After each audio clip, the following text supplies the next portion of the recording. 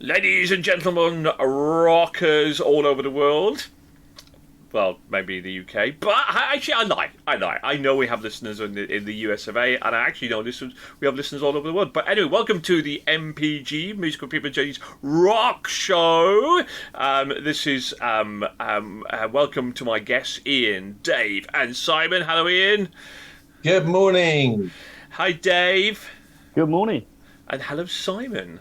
Good morning. Good morning, everybody. We're missing Nathan, so hopefully he might come along. He's having some technical issues, but there we go. Normally, just to put it out there, normally we have 2 shows in a month, but this month we're having one with my lovely, the better-looking people of the MPJ gang will be live on YouTube, which is my lovely lot here, and our lot will be on Anchor FM, where we're interjecting some music. So details will be scrolled at the bottom. Detailed, people, information that you do, but we will applaud you, and please like and subscribe our channel. Please share it, and because it just makes us feel good that other people are actually listening to our waffle. So anyway, just a reminder, this is in the style of a rock concert, a festival if you like.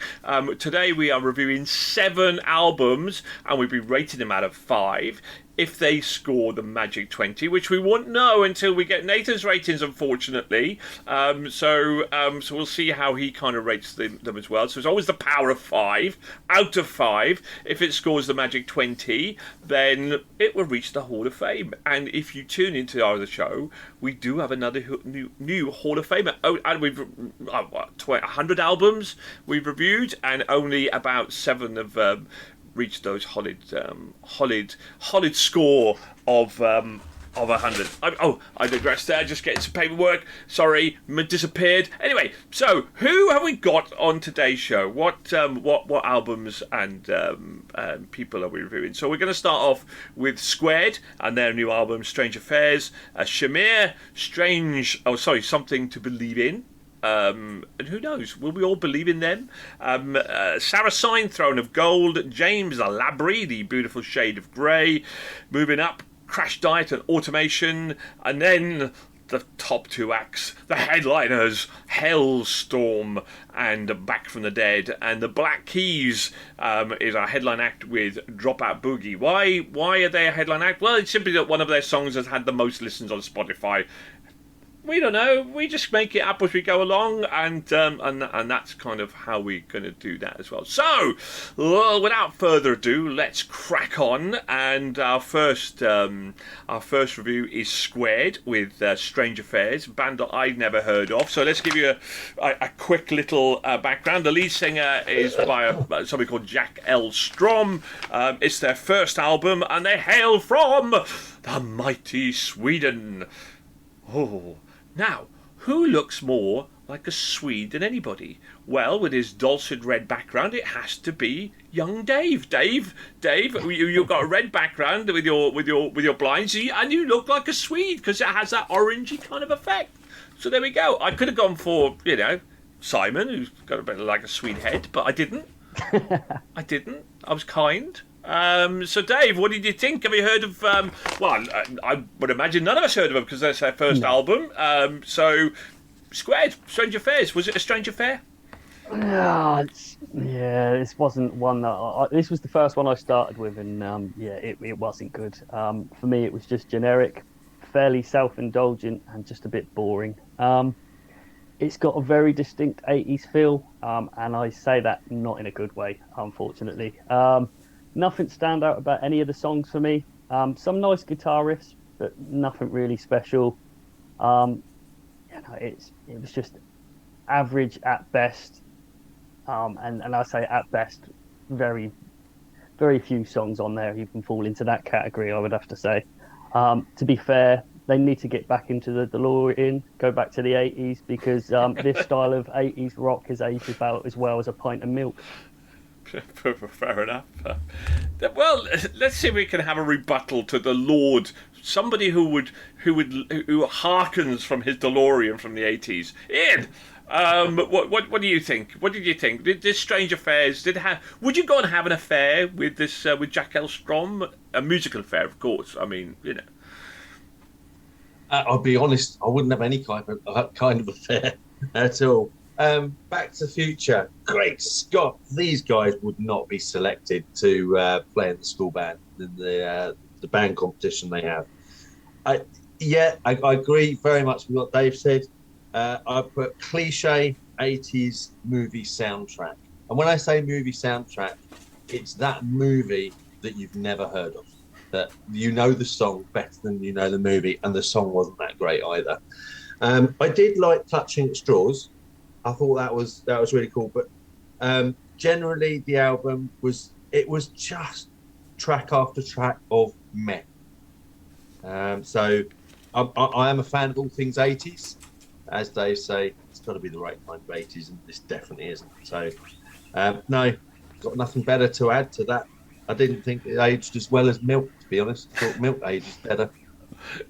Not like me and you, Ian. We've aged well, haven't we? Oh. Yeah. So, Simon, talk to me. Strange Affairs. What did it do for you? I mean, usually I kind of love these sort of power metal bands and stuff, but I think I completely agree with everything that's been said. I really wanted to like it, I really wanted to enjoy it, but it was just a bit nothing really grabbed me, nothing particularly was exciting on it. His voice, he's a fantastic singer, and I can't even hold a note, but it would appear he can't either sometimes. I don't but no, this sounds a bit too cruel and harsh, but no, unfortunately there was nothing I enjoyed with I don't think we can ever be accused of being cruel and harsh based on some of the reviews we've given to some albums. We just give our honest opinions, you know, and that's and you know what, I entirely agree with you, Simon. I don't think the guy could really at some points you wince and you go, really? You do have a high-pitched voice, but I don't think it's as good as you think it is, and you certainly kind of hold it. And it was one of the songs where at the end of the song, he lurches into a cappella, and it is not good. It is not good at all. It's quite cringy, in fact. What does save it, going back to what Ian said, is some of the musicality in it. Is, you know, some of the guitar riffs, etc. And David is actually quite good. And you kind of go, I should be enjoying this. I like this sort of guitar kind of music. I should be enjoying this, but it's singing and the tempo is very, very one-dimensional. You know, he has a high range, his overall range in terms of musicality just wasn't there. There was just no ebb and flow to it. It was pretty naff in total, really. And that a cappella kind of ruined it for me. It was just you know what? And I thought, I thought I was being harsh, and so I listened to it again, and I wasn't being harsh at all. So not for me. And it's interesting when four people who love this sort of music all kind of tend to agree. So we can't be all wrong, can we? So right, go on. The only thing I would say in defence of the vocals is, I mean, he probably is singing in his second language, because I would imagine English is probably not, you know, his first spoken language if they're Swedish. So, but you know, at the same time, it's a very, very good point, Dave. Don't fucking record in English then. If you can't sing in English, don't put a commercial record out in English if you're gonna sing in. But yay! I'm sorry, really... I came across aggressive and didn't mean to. Not on you, Dave. That's absolutely fine. You know what I mean? You put your album out, you shoot yourself down. But there we go. Ian, sorry, you were going to say. That's all right. No, sorry for talking over Dave. Sorry, mate. I thought the first track when I listened to it, there was something Iron Maiden-y about it. And I say Iron Maiden-y because it wasn't anywhere the level of Iron Maiden, but they just had that kind of that 80s sound to it a bit that Iron Maiden had back then. But you could probably say that about a lot of bands. Yeah, 100%. I mean, that's about the best thing. And I didn't give it my classification. I called it Swedish retro soft rock. Yeah, well... Okay, let's have a crack then. Nathan, you're not here, but we'll find out Nathan's scores at some point. So, Dave. Yeah, 1 out of 5 for me. 1 out of 5. Ian. I've got 2 out of 5 on this one. 2 out of 5. Simon? Oh, 1 out of 5. I think musically it deserved a 2, but that was about it really. So oh gosh, right, okay, well, I can imagine what Nathan's going to rate it. So but at the minute it's on a 6, so which is pretty damn poor really, but it very much at the bottom of our pile. Okay, so next we go to Chemia, and it's something to believe in. So who are Chemia? Chemia are a Polish rock band formed in 2010. Their lead singer is Lucas Drabala, and this is their 4th album. So Simon, let's start with you then, buddy. Have you heard of Chemia? And what did you think of them? No, I've not heard of them before. I had to re-listen to this album a few times because every time I listened to it, I wanted to skip through it. There's a lot of mix of styles in there, but I feel like they don't particularly nail anything well. And I just didn't enjoy the album overall, unfortunately. Like I said, I had to keep making myself listen to it a few times, but I just kept reaching to skip it and get onto in the order on my playlist. The next was Squared, so it wasn't particularly great things to skip into. But no, unfortunately for me, I just did not enjoy it. Something didn't come together with all that, with what they do for me. Okay, we dropped Squared, by the way, Simon. We replaced it with Sarayasign, which I know you've listened to. So, and then we replaced the other one with Crashdiet, because I think Squared was 30 tracks, and we decided we can't do 30 tracks. It's just like, somebody else was 30 tracks anyway. But there we are. Right, okay. Dave, what did you think of Chemia and Something to Believe in? Had you heard of them? I hadn't heard of them. I did enjoy it, to be honest, some of the time, but it was very, very inconsistent for me. Some really great riffs, some standout moments, particularly liked The Widow's Soul, but at times it just seems to lose its way. It does suffer again due to vocals. I didn't feel that they were particularly great, didn't feel they particularly suited this style of music. Probably would listen to it again, but I wouldn't be in any real hurry to. I've got to be honest. It was just meh for me. Ian, meh for you, or wow, that's something to believe in? I hope you like that segue. Yeah. We didn't drop Squared, did we? It's something else. We just reviewed Squared. No. We reviewed Squared. Yes. Yeah. You're right. Sorry, my apologies, Simon. We just reviewed Squared. I did wonder. I just know listening podcasts. I know, right? So easy just to slip over something. Will I be listening? I might be editing that bit.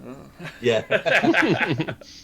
And the bit I just said that I might be editing it. Oh, well. Why don't you come back to me again, and then you maybe I'll just dig myself in a further hole here. So hey, I was at Greta Van Fleet last night. Okay, I just dropped that in. All right, we'll talk about that later. But...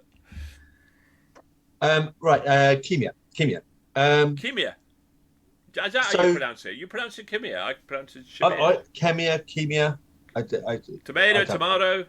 Yeah, absolutely. Either way, it was Nickelback, wasn't it? It was, and not as good as Nickelback. And I'm not a I used to be a huge fan of Nickelback. I used to love the drama and whatnot of their songs, but I just really couldn't get into it at all. I kind of liked the song "Modern Times" on it because it sounded like the song you get in a Netflix box set series. You know, when it's either the intro song or they play that little flash of music between scenes to tell you you're going to a completely different place or time in the box set. It was a bit meh. It was a bit like lazy, if I'm being honest, I thought. But they've been producing albums since 2013. He said, was it their 4th album? 2010, yeah. I would have expected more from a 4th album. If it was 1st or 2nd, I may have given it a slightly higher score as they were finding themselves. But for 4th, I think it should have been much more directional and had much more weight to it and originality. Just didn't feel it had it. Yeah, I actually quite enjoyed it. I didn't love it, I think I'm like kind of alongside with Dave. I actually, there was something about it. There was some tracks in there, Something to Believe in, which I really enjoyed. That made one of my my playlists, etc., etc. And I do like variation. I just think they didn't. I tend to go along with what Dave said. I don't think they did anything really particularly really brilliant at it, but they did everything pretty good. For me, it was slightly above average, I thought, but I did enjoy it, and if at least one of the songs get through, and I also found it quite easy listening as well. Actually, it wasn't hard to listen to, and I can understand from Simon's point of view where you just want to skip it, because I think you always depend on the type of mood that you're in. Definitely a keeper for me. I'd say wasn't outstanding, but it was a solidly good listen. It was okay, and there were some really nice tracks in there as well, which I quite enjoyed. So, but yeah, I'd have it on my playlist, but I wouldn't we'll come to some bands later on where you just want to go replay, replay, replay, replay. 20 times replay. But I would happily kind of listen to those guys as well. So let's find out then. What's Nathan? Oh, he's not here. I'm going to keep harping on about that. No. Anyway, so Simon. Yep. Scores? Yep. Yeah, scores, mate. Yeah. Well, I'm going to start us off with a 1 out of 5. Mate, you are being harsh today, aren't you? Yeah, I am this week. Crikey, Ian. I gave this a 2.5 out of 5. Wasn't like it. I didn't actually hate it. I couldn't decide one way or the other, to be honest. So 2.5 out of 5. Yeah. And Dave. Yeah, I'm in complete agreement with that. 2.5 out of 5. I think in these couple of stages I've been quite generous. 3.5 for me. I thought it was all right. So 5, 6, 9.5 plus whatever Nathan decides to score, which would probably not be a lot. But who knows though? Who knows with Nathan? Who knows? Anyway, so we're moving on to Sarayasign and the Throne of Gold. So. Now, me and Simon talked about this on Friday, but Ian and Dave, before you kind of go in there, did you know that this was a concept album? No. And I think so. I'm going to just kind of give you a bit of background and I think you might change your opinion or whether for good or for bad really for that one. But they're formed in Sweden. Oh, we are definitely getting some from Swedish action. Lead singer is Stefan Nygvist. Something like that. Anyway, so basically, Sarayasign is a concept album built in the world of Sarayasign. If you go onto the website, you'll see it. And there's a couple of excerpts I'll read from that for the kind of viewers for you to get in there. So they describe the world, just the first opening kind of paragraph, well, not even a paragraph, but no one knows exactly how it happened. But in the beginning, all that you see around you, this world and all these lands belong to the gods. All of Saraya, as we know it, is their grand design and their sole creation. So that's on their Facebook page, isn't it? Yeah. So yeah, I did know, but I just didn't clock that it was. So then they go in and they start, and then the opening track, before the opening track, they go Act 1, which is the Book of Wisdom. In the distant land of Saraya, hope is fading. Fear and despair are growing, spreading, leaving all that once was in endless shadow. It can mean the end to everything. So I'm going to take the unusual step here of actually going first on this, which I've never done. Okay, I've never done this. Controversial. I know, right? I know, but I think it's kind of important to kind of maybe, because I spoke brief to Simon about it, but my problem here is that, and it goes with like similar to some of the concept albums we reviewed. The last one being The Offering with the Lords of Trident. Which was a lot more kind of, you kind of got to know pretty early on that this was a concept album, and he immediately kind of went and had a look and their album, and on YouTube there was a great narration which described the whole storyline, which actually played everything in together. And I think inherently, us rock people are lazy people. We don't want to go and we want to be told what the hell we're listening to. And I think here lies the problem, because this technically is a fantastic album. It really genuinely is. I mean, the storytelling, the musicality is fantastic. But here's the two problems with it. And I appeal to anybody that's putting a concept album out there, even if it's a very small, basic kind of narration to start with, set the scene, guys. Don't let us kind of just trip our way into trying to work out what the hell is going on and then have to go away and do a whole bunch of research. I think you lose a lot of people that way. You know, it's a simple concept to do, to have some sort of narration which creates that atmosphere for what you're about to immerse yourself and want then to immerse yourself into. Because, you know, I think for this you have to immerse yourself into this album. You have to listen to it probably maybe 6-7 times to really appreciate what the hell is going on and how it's all brought together. Because the other problem for me is that also there wasn't like a wow, I want to listen to that track again. But there are certain tracks in there that will start to grow on you, and that becomes a bit of a earworm. But this is the problem with this album.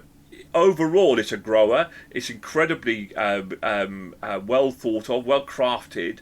But unless you know its concept, unless you know what the hell they're putting together in the whole storyline, I don't know. I'd be interested to hear your thoughts in terms of whether you could absorb yourself into it as well. So we can start with Simon then, because we had a conversation about it. So what did you think of it? Yeah, I mean, I this is one that I definitely listened to quite a few times, because it grew on me. The first time I listened to it, I didn't enjoy it that much, but I knew that I wanted to come back and listen to it again and sort of give it another chance. And considering this is the band's like debut album, I think they did do a good start. I think it was off to a good start. It's certainly not my favourite stuff ever, and some of those high notes I think were particularly a little bit painful, but I did enjoy the album, and I'm probably going to go and listen to it again a few times.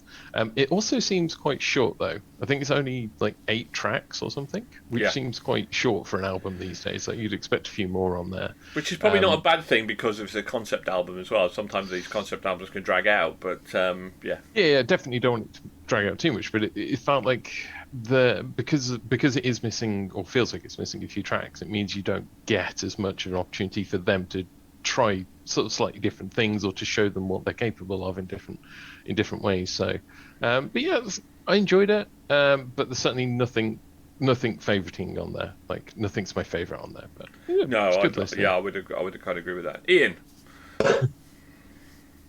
Yeah, so they were described online as cinematic melodic hard rock.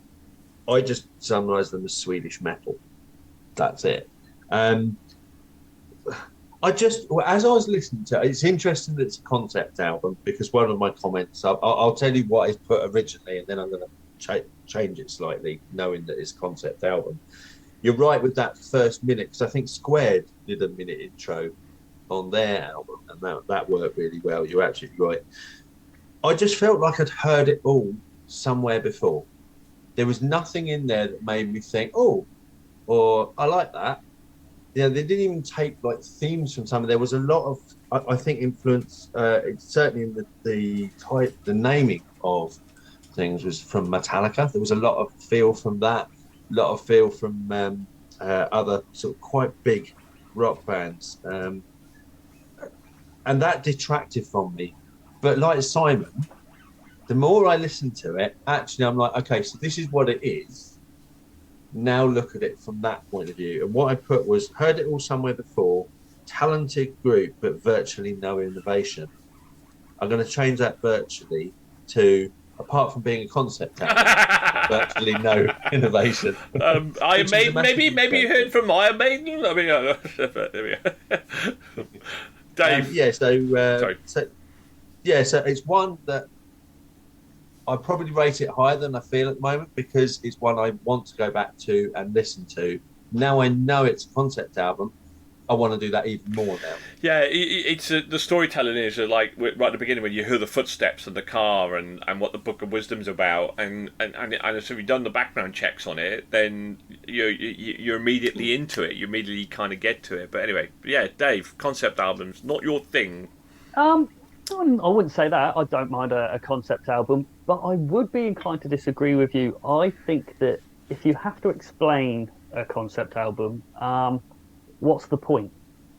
It's I like, you know, the whole aspect of trying to interpret it, because different people will interpret it different ways, and that's I quite enjoy that. Because there are concept albums that I know that I've listened to. I'm trying to think of an example, but I can't. But I've had conversations with friends about, and they've interpreted it a completely different way. As far as the album, I mean, I'm going to stick with what I've originally put, which does echo a lot of what Ian said. Really, I think my first comment was, "Hooray, another Maiden Judas Priest clone." No individuality at all. Everything in there, I've heard 100 times before, to be honest. Vocals and music, it's very decent standard. I can't fault them there. If it's this is your sort of music, you're really going to enjoy this album. But for me, it's just a bit too samey, and there's probably more established bands that I'd listen to if I wanted this sort of thing. I'm going to disagree with you, Dave. I don't think you can interpret it a storytelling album. It's telling a story. It's telling a story. It's always going to be vague enough. I mean, I'm trying to think of a decent example, but it's always going to be vague enough that you can interpret things in your own way. I mean, they're never going to, unless no album or no songs are ever sort of straight out, and there's always a certain vagueness to them. No, I agree. I agree. If you look at if you have a generic power album, I liken to Visions of Atlantis with Pirates, which you rated. It's not a story driven concept album. It's a concept album about the world of pirates. It romanticizes it, and there's a song on there called Masters of Hurricanes, which it's not telling a story. It's a story stuff, which is totally down for you to interpret, totally for you to imagine what they are trying to picture. This isn't. This is a story, a set story. Act 1's the Book of Wisdom. They're going to find the Book of Wisdom, or the Book of Wisdom is story. Second one is about this bit. There isn't a lot for you to interpret here. Your interpretation is, in my opinion, anyway. By the way, I'm not dissing your interpretation here. I'm disagreeing with it, but I'm not dissing it because I respect it. But I think when you have a story-driven concept album, we're telling you the story. This is a story about the Book of Wisdom. It's not like if somebody did a storyline about the Lord of the Rings, you can't change the storyline. They're just singing about the story. But I agree with you when you go to a concept album that it's there. And I think if you listen to Visions of Atlantis or Pirates, it's exactly that. It's down to you to interpret what they're picturing. They're trying to tell a story with a picture they've got in front of you. But anyway, I think we get what I mean. Yeah, no, I mean, I see your point. If it's story driven, then I guess totally. There is only one way to really, as you say, you can't interpret a story multiple ways. Okay, so let's Simon. Are you going to continue with your series of ones, here, Simon, or are we going to gear it up a little bit? I've got some points to spare here, so we'll give it a 3 out of 5. 3 out of 5. Okay, Ian. It's interesting you mentioned Visions of Atlantis and Pirates there. I liked it. I hope there was a track on there called Pirates, almost ruined by the herd. But on this one, you'll give it a 3 out of 5. 3 out of 5. Think about it. Think about that one. All right, Ian, Dave. I'm going to give it a 2 out of 5. I mean, I didn't particularly enjoy it, but musically, it is a very decent standard. Well, I think I'm on the same page here as Ian and Simon. I also give it a 3. So it's a solid 11. Obviously minus Nathan's score. So, but yeah, did okay. So, right. Well, things are going to step up. I think it's going to get better. Let's find out with James Labrie and the Beautiful Shades of Grey. Now, I think I might have even briefly spoken to Simon. Do anybody know who James Labrie is? Yeah.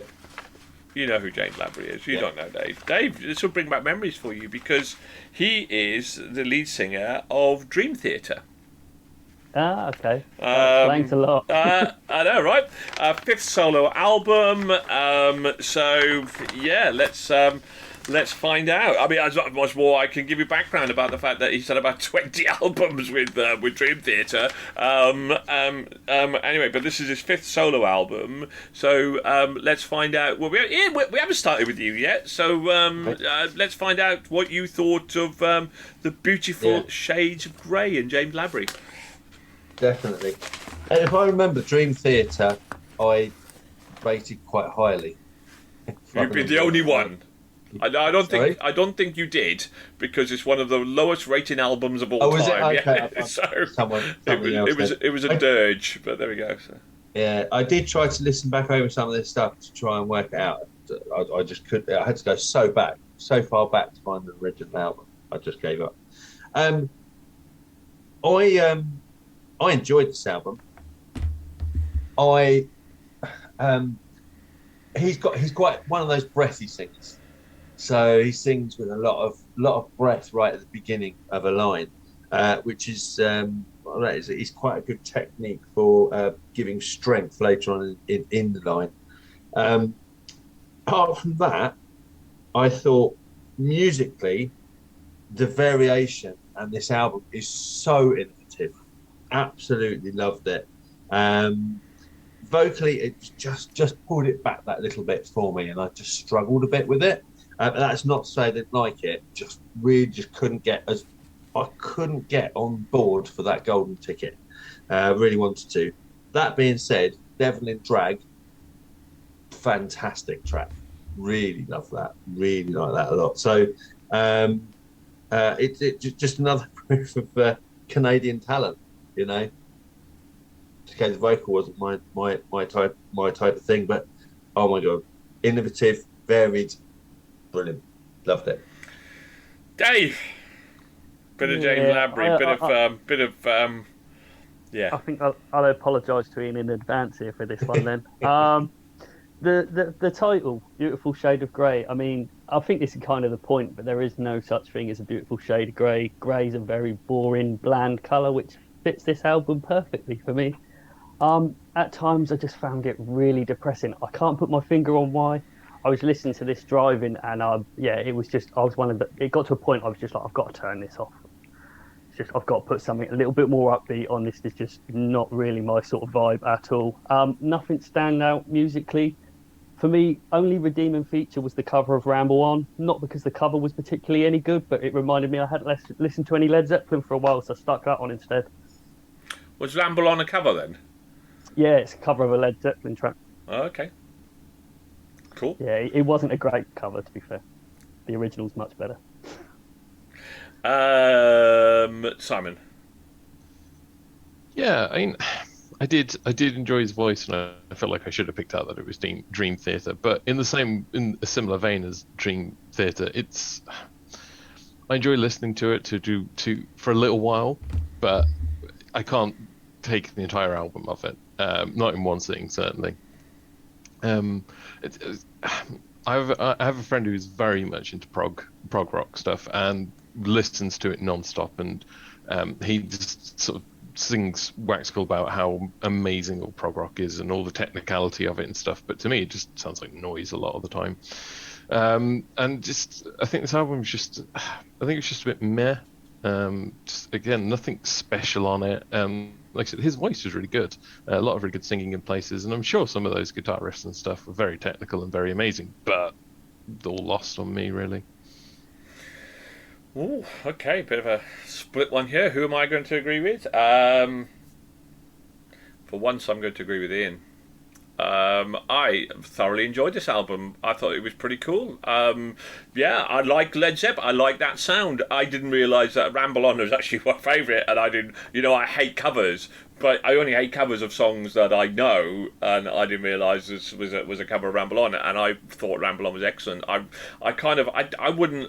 think prog rock is a dirge, but this is I wouldn't put it classic, put it in the class of prog rock at all, and it was really nice because you look at Dream Theater, which is just like death by 1,000 cuts. It's just, oh my god, really, 20 minutes of like. But now and again, the singing was okay. It's just like way too long and just way too ridiculous, for my liking. 20-minute song is 19 minutes too long, in my opinion. So I enjoyed it. I enjoyed the variation. I enjoyed the technicality. I enjoyed his singing. And I agreed entirely with Ian. It wasn't quite good enough to get a kind of golden ticket, but it was definitely. I downloaded a couple of his tracks onto my cool playlist. I enjoyed it, and I wasn't expecting it to, and I actually genuinely quite liked it. I thought it was versatile. It was varied. Singing was fantastic. There were some songs that didn't quite resonate fully with me, but overall, I actually thoroughly enjoyed the album. I thought it was really good, and I thought, maybe this festival is maybe this stage is starting to come alive a little bit. But we'll find out, won't we? So, but okay, so let's find out what we've got scores wise with. Can I before we go to the scores, just with Dave? I totally get what you were saying about the Grey thing. His voice absolutely brings down the sound of some of the tracks. You took his voice off and just listened to the back. There's so much variation there. But I totally get where you're coming from with that, though. Yeah. Sorry. No, absolutely. No. I would carry on talking, Ian, because you were on blinking mute and you were yapping away to yourself. And it was just like, anyway. There we go. So anyway, Ian, what are you going to give Bit of James Labrie? So this is 4.5 out of 5 for me. 4.5 out of 5. Just couldn't quite get there. No. Dave? I'll give it 1 out of 5. What's your name, Chris? Simon? 2 out of 5. I give it a 4. I give that a 4 out of 5. So 4.5, 11.5, 12. Well, at the minute, it's getting better, guys. In the other stage, the lowest mark was 13.5. Our highest score so far is 12, but then we haven't had Nathan's score, so but there we go. But yeah, I did okay. I did all right. An average of 3. Wow. Okay, so next we are going to Crashdiet and their song, their album Automation. Guys, this is going to come as a real shock to you here, but they originate from Sweden. Okay, I know, right? What's going on? I mean, what is going on? Formed in 2000. Their lead singer is Gabriel Keys since 2017, and their ex-singer was a guy called. He was ex-Simon Cruz lead singer. So if you've heard of Simon Cruz, I kind of heard of them, but they're kind of not in any kind of detail. So so Automation. Dave, let's start with you then. What about Crashdiet? Is the festival picking up for you? Yeah, I really enjoyed this.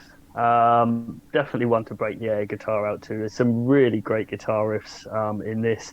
Has a really decent pace to it, but they also mix it up quite nicely just to keep everything interesting. Vocals, I mentioned on one of the previous ones, just didn't seem to fit. For this one, that they fit absolutely perfectly for me. This is definitely one I can see myself going back to.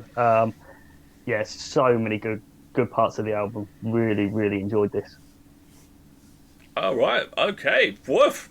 Has this stage lighted into life, Simon? Yeah, so I did really enjoy the album, actually. So I refer to it as powerful dad rock.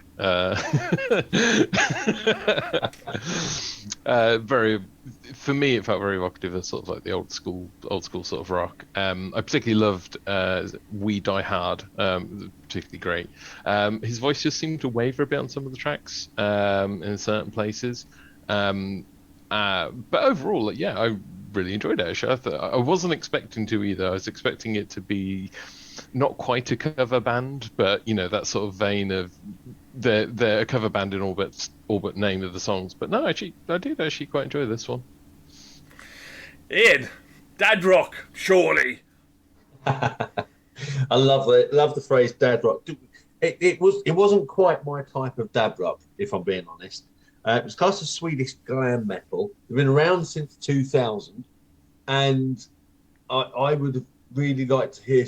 I like to hear the evolution of albums. So as they move from one to another, there should be some sort of progression, at least, if not.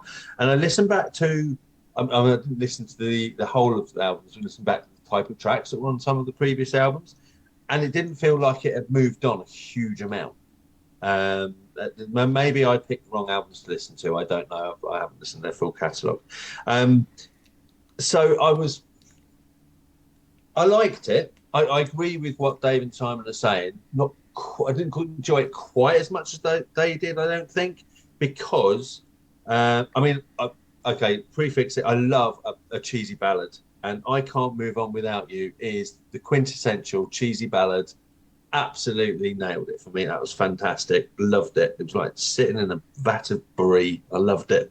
But when my favourite full track was Powerline, which features Michael Starr, the singer from Steel Panther. Oh, okay. I agree with you, Simon, when you said vocally it was a little bit shaky at times. But that duet was it's a powerful duet because they really like almost egg each other on. It's a great song. And it wasn't a bad album at all. It's an album you listen to, and I wish I could like this as much as I want to, but I can't. That doesn't mean I didn't like it at all. Do you know what? I love this. I love this podcast. I get frustrated with this podcast. I get frustrated with people's views, but at the same time, I love it. And I love the fact that Ian is a complete antipathy of my view of the world in terms of going back and trying to listen to other albums. I specifically never do that, specifically because I've never heard of the band before, and I'm reviewing this album, and I don't want to be looking back going, oh well, that's not as good, because the amount of times that people say to me, oh, you should listen to their back catalogue. Oh, this album was better than that album. And I go, well, this is the album I'm reviewing, and this is the first time I've listened to them, and so they are a brand new act for me. But I love the fact that we all have that different kind of view of looking at it, because it makes it... I love it. I absolutely love it. And did I love this album? Oh, my God, I love this album! I absolutely love it. I think it's dad rock with an edge. I think it's a little bit more edgy than kind of normal glam rock. So for me, it has that kind of more kind of modern-y kind of feel to it. And you're right, power lines with it. And you know I'm a sucker for a ballad. I love ballads. I mean, I love a good rock ballad. And I agree with you. I mean, the whole song and it goes out, oh, yeah. I love the analogy of bathing in it was so cheesy, about a brie. But I just love it. It's a earworm for me. And I really liked this album. I liked it a lot. It wasn't quite golden ticket, but it was just like, yeah, you're right. There was something that was kind of holding back. There wasn't enough kind of replayability on some of the tracks, but overall, and you know what? This was a last minute substitute because one of the bands we're reviewing next month, Coed and Cumbria, they were due in, and so we had to swap them out because actually the album wasn't released. So that'll be in. No, here's a spoiler for you. Coed and Cumbria will be next month. And I randomly picked this one, and I'm so glad I did. I am so glad I did. I thoroughly enjoyed them. I look forward to hearing more of their stuff. And if it's roughly the same, great. But really enjoyed Automation. Really, really, really, really enjoyed it. Cracking album. The festival for me is getting better. Will it continue? Let's find out the scores first of all. Then, so Dave, a 4 out of 5 for me. Wow, Dave, you're coming back, mate. Coming back from the dead. Coming back from your 1s and 2s. And Simon? 3 out of 5. Oh, that's disappointing. I thought that was going to be higher based on your review there, but there we go. Ian? Yeah, I thought I was going to be lower than both songs, Dave, but 3.5 out of 5. 3.5. 4.5! Not quite the golden ticket, but a 4.5 for me. I like this album a lot. So there we go. So quite a good rating. 8.5, 9, 12, 15 without Nathan's score, but that's a good average. That's a really good average score. So, right, okay. Oh, now then, up until the previous one, our headline acts just generally don't tend to do very, very well. So let's find out. Next, bringing to the stage Halestorm, the Legends of Halestorm, and the album Back from the Dead. Halestorm, guess what, guys? Guess what? They do not hail from Sweden. They hail. I know, right? I mean, what? They hail from the US of A. So welcome to the stage, the US of A, formed in 2009. Lead singers Lizzie Hale and RJ Hale were Lizzie is the lead singer and RJ was the original. So brother and sister act that brought the band together, and this is their 5th album. Thought it'd be more because I know Halestorm have been around a long time. So let's start with their number one fan, Simon. I know you like a bit of Halestorm. What did you think of Lizzie, the legend that is Lizzie, and this album, Back from the Dead? I won't be coy about it. I absolutely loved this album. It was fantastic. Everything about it was fantastic. I loved the music. I loved the singing. I loved the song. I loved everything about it. There was like a nice tempo shift between some of the tracks as well. So listening to it as a complete album was great. I'm kind of at a loss for words. I just absolutely loved everything this album did. And I love her voice. I love the singing. So yeah, absolutely loved it. Oh, solid start here, guys. Dave. Yeah, this was a band I actually hadn't ever heard any of their stuff before. Heard the name, and it's one that was definitely on the list to check out at some point. Just never really got the opportunity. So I was really looking forward to listening to this, and I really did enjoy it. The vocals are absolutely stunning. She's got one hell of a voice. Musically, really good as well. I did find it a little samey at times, but it was a good length. It didn't outstay its welcome at all. I really enjoyed this. Definitely will go back and check some of their back catalogue out after this, because it's probably one of the standout albums this month for me. We're quite quick when we're being very positive, aren't we? Because when you're being super positive, there's not much to debate about it, is it? But let's see if that positivity will continue with young Ian. Ian, Back from the Dead, Halestorm. So you said be quite quick when you're positive, and you asked me to talk, so I'm going to go on about my positivity. So for those who are listening and not watching this, behind me is background of the red arrows. There's 2 reasons I picked it. Firstly, because the red arrows are flying over my house today on the way to Goodwood, but also because you can set the red arrows to any kind of music and it works well. But they are the pinnacle of getting everything spot on, perfect, practice, getting everything right. That's why I'm bringing the analogy in with Halestorm. Wow.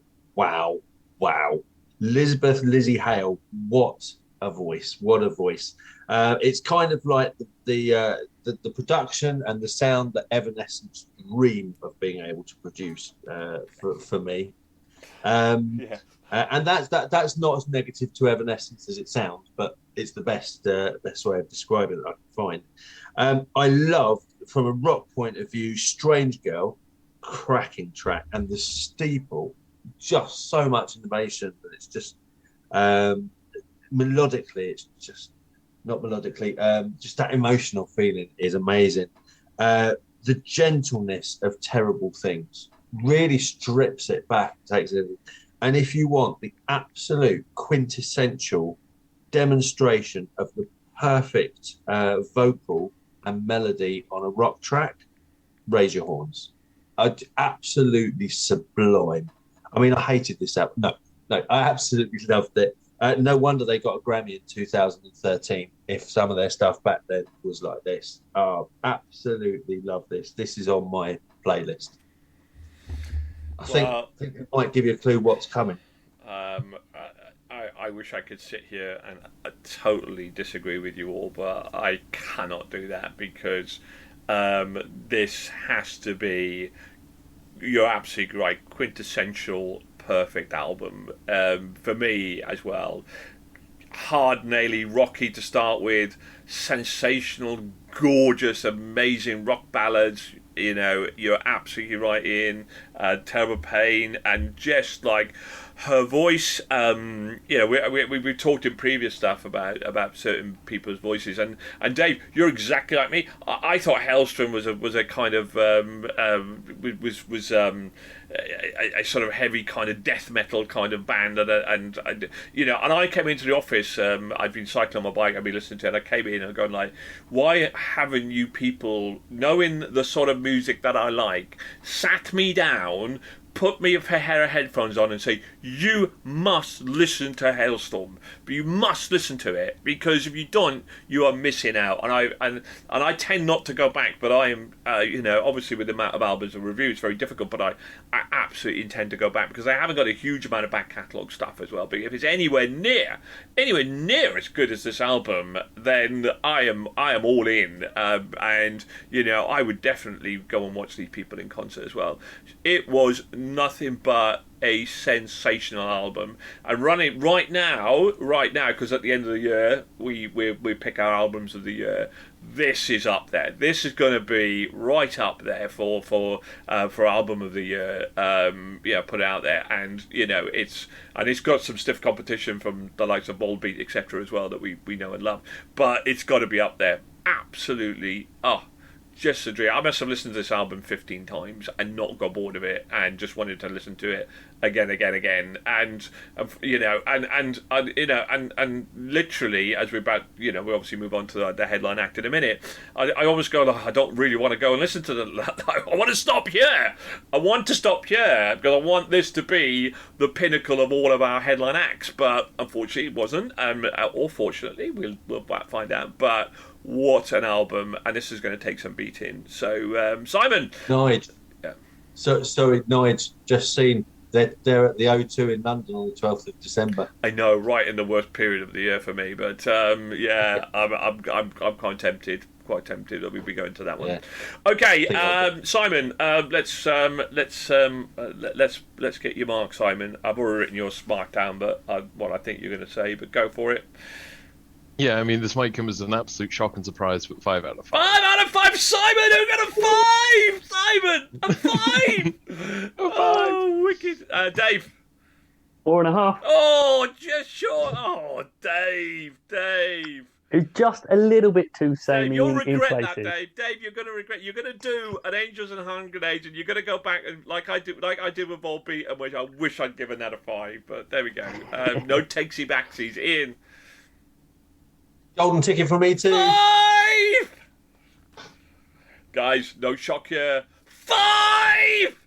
Woohoo! Oh, this could be like, wow. Even without Nathan's rating, which probably. Dave, why couldn't you lie just once? I mean, we're ahead in for the. I mean, I was going to say that's quite incredible, because even a 1 from Nathan would take it into the 4s. Oh yeah, on average. You'd have to get, well, half would get it in there, but yeah. So but I know he's a Halestorm fan, so I think he's. I think this could be. In which case, that could Volbeat could be in trouble then. Volbeat's definitely in trouble. Definitely. I think this is definitely gonna become a number 1 album. So, but there we go. So swiftly moving on to our headline act, which is the Black Keys and Dropout Boogie. So who the Black Keys? So Black Keys. Guess where they're from, guys? Guess where they're from?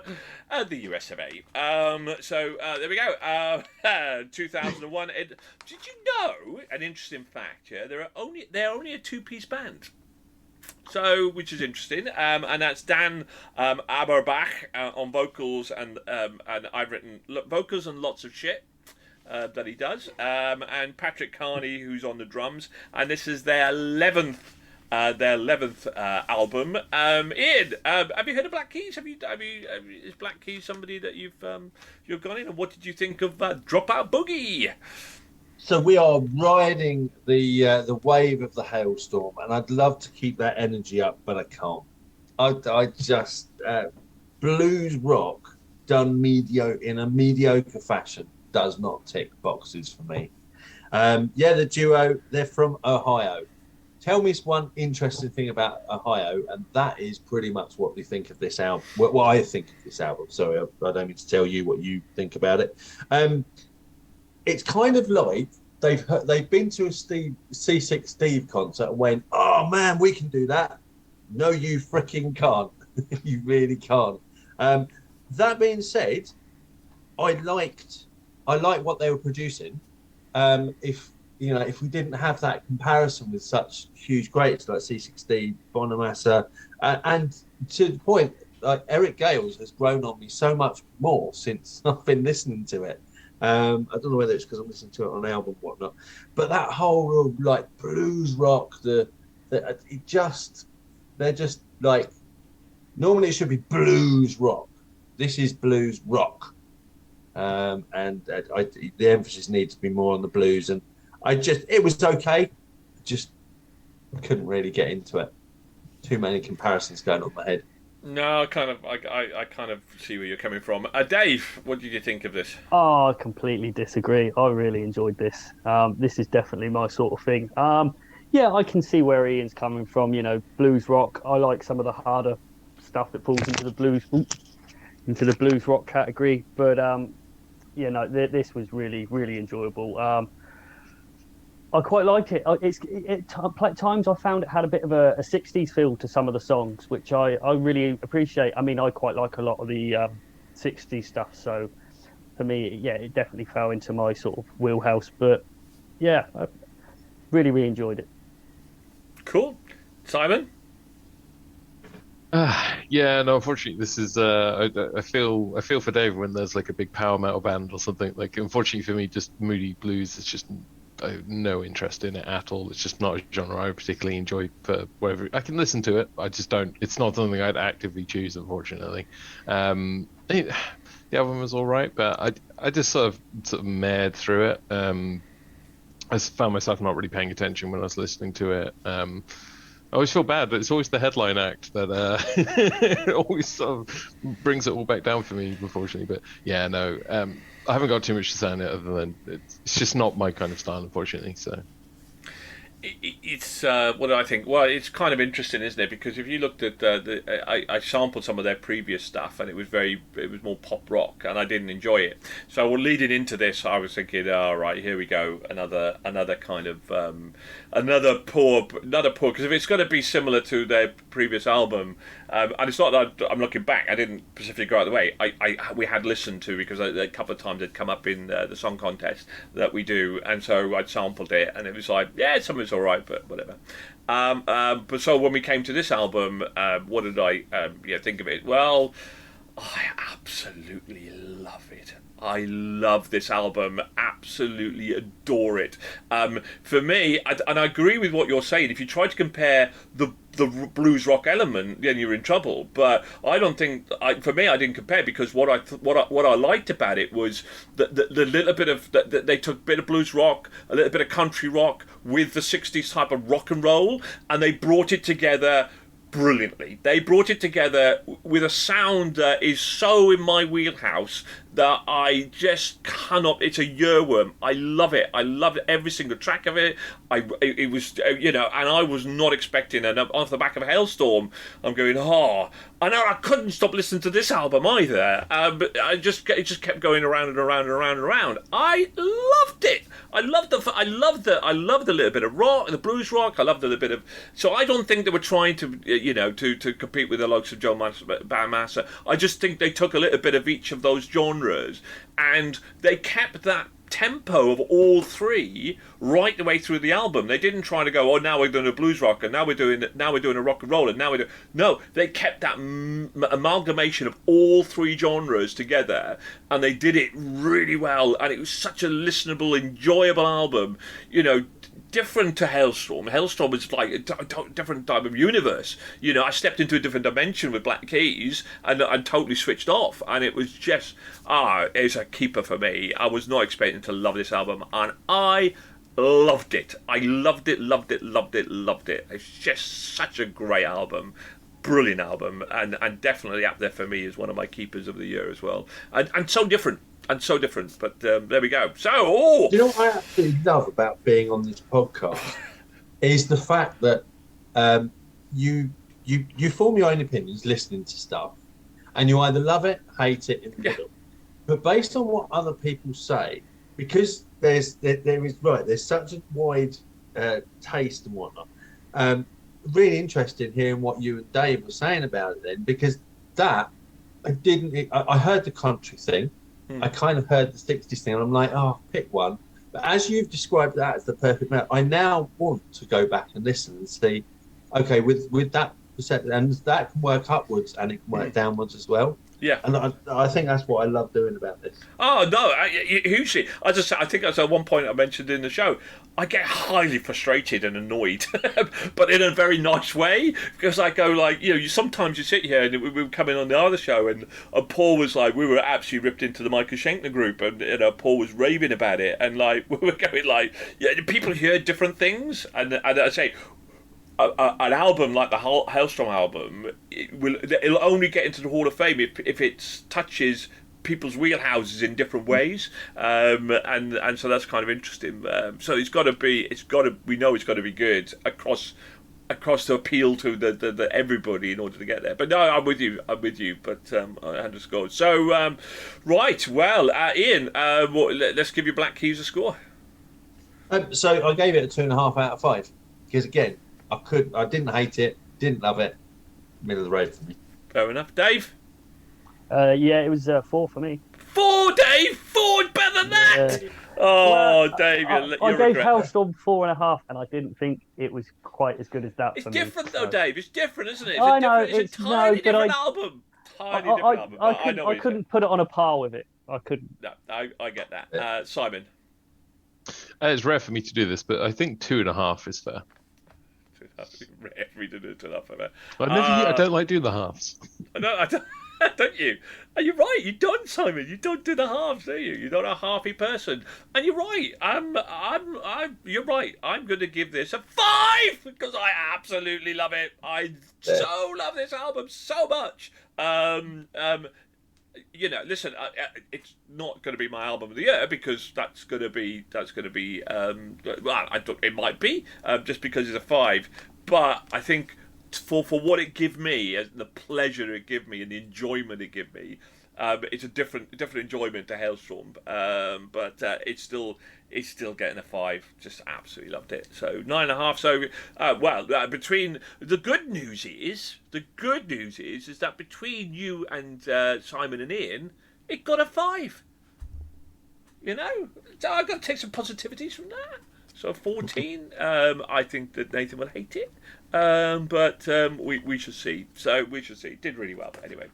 So we've come to the end of the kind of festival. So I think we can categorically say that that Halestorm will be undoubtedly into the Hall of Fame to join Pirates of the Caribbean with Visions of Atlantis with Pirates, which has been amazing. So I think I want to kind of show this because obviously we love our rock concerts. I went to the Alexander Palace last night and I watched Greta Van Fleet, who have been one of my favourite bands since I discovered them 4 or 5 years ago, and they've been amazing. They were exceptionally good to see in concert. The guy's voice is just phenomenal. The guitar play, the technicality, they are amazing. I hate Ali Pali. I would probably not go to Alexander Palace ever again for a concert unless it's somebody that I really want to watch. I didn't think, bizarrely, we were close at the front and it was very old school. Lots of people in there. Then we ended up towards the back. We could see better. The acoustics were better. For a voice like that, I think I'd like to hear him in an outdoor concert. I think the acoustic would be so much better than that one. But wow, boys, if you ever get to watch Greta Van Fleet, it was a privilege and an honour to witness them. They were just absolutely sensational. So, but I'm not the only one that's been to some concerts as well. Dave, you went on Friday, you saw Green Day and Fall Out Boy, etc. Green Day, Fall Out Boy and Weezer was absolutely brilliant. Feeling a bit bruised and battered from jumping around like a loon. But really, really, really good. They were. It was a great day. Really good. And where were they playing? It was what was the Olympic Stadium. I think it's West Ham Stadium now. Yeah. But yeah, it was absolutely packed. I'm sure Steph will show you plenty of videos because I think she filmed the vast majority of the concert, to be fair. But yeah, no, it was everybody there had a great time. And Ian, saved the best to last, of course. Well, actually, no, because Greta. But you saw Adam Lambert and Queen in concert, was it as amazing and privileged as people have said that it's been? Yes and no. I'm going to say everyone said, "Oh, it's not Freddie. It's not Freddie," and of course, it's not Freddie. Freddie died in '91. Adam Lambert makes absolutely no pretense at all to emulate, replicate, be Freddie in any way, shape, or form. He acknowledges Brian May and Roger Taylor as the legends, his own words as the legends. Brian May and Roger Taylor both thank him for allowing them to continue performing as Queen. And Freddie Mercury's very much included in the concert. In fact, the standout moment for me, just from a musical point of view and a personal reflective point of view, because I lost my best mate back in '99, and it would have been his 50th birthday on the 12th of June, which is the date we went to see it in Birmingham. And that will always stick out in my mind. We were right at the front, and then you've got the satellite stage, the stage that comes out into the audience a bit. There's Brian May on his own, playing Love of My Life with Freddie Mercury on the screen behind him, duetting. Wow, amazing. Adam Lambert, what a performer. Absolutely brilliant. In his own way, was brilliant.